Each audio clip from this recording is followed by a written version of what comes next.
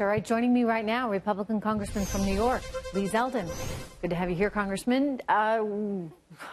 Is China going to come to the table here on this one? I mean, I would think it's not really that good for them to have this standoff. For sure. And the president has developed a good relationship with his counterpart. The cabinet level positions under President Trump, our secretaries have developed good relationships with their Chinese counterparts.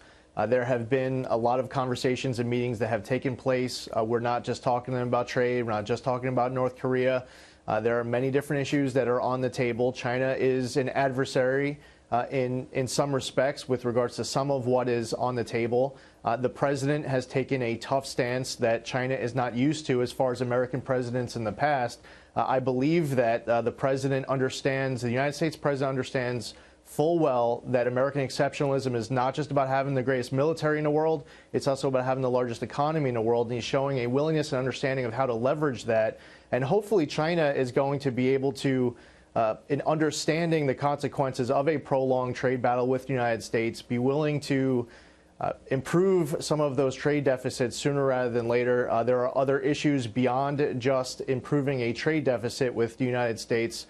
There are other issues that are on the table that might take longer, but I believe that the meetings and the conversations that have been taking place already are going to possibly result in good progress over the course of the weeks and months ahead, because I don't think China wants to see a prolonged battle with us, and I also think that they see ways to improve the trade deficit. Yeah, well, not just the trade deficit, but let's also talk about intellectual property and all the intellectual property that they're stealing from us year after year after year.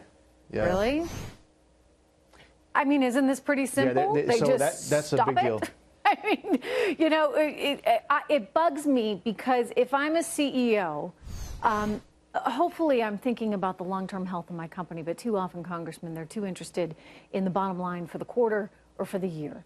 And so they don't necessarily care about surrendering all that intellectual property because it's still going to help earnings in a given moment in time. They're not thinking what's it going to be like 10 years down the road. So isn't this where government has to step in and start thinking strategically about where we are as a nation and the risk that we run if CEOs so willingly turn over all this technology?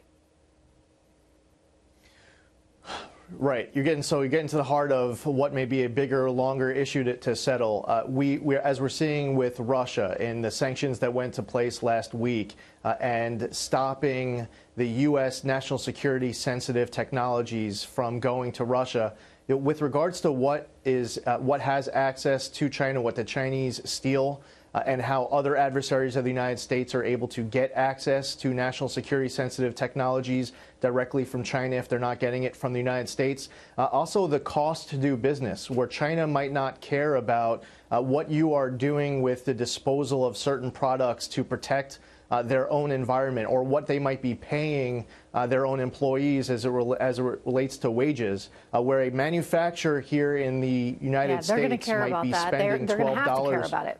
I hear you. I got to leave it there, unfortunately, right, Congressman. But yeah, I get it. I guess it's encouraging that we're doing something about it now.